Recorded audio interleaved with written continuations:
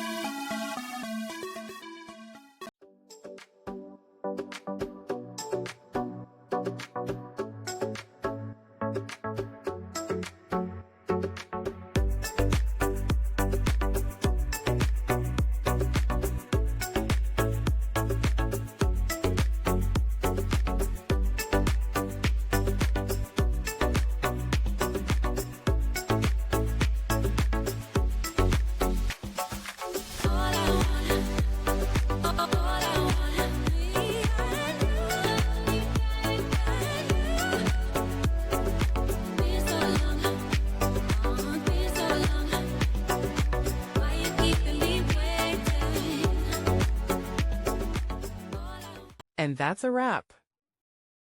I hope you found the answer you were looking for.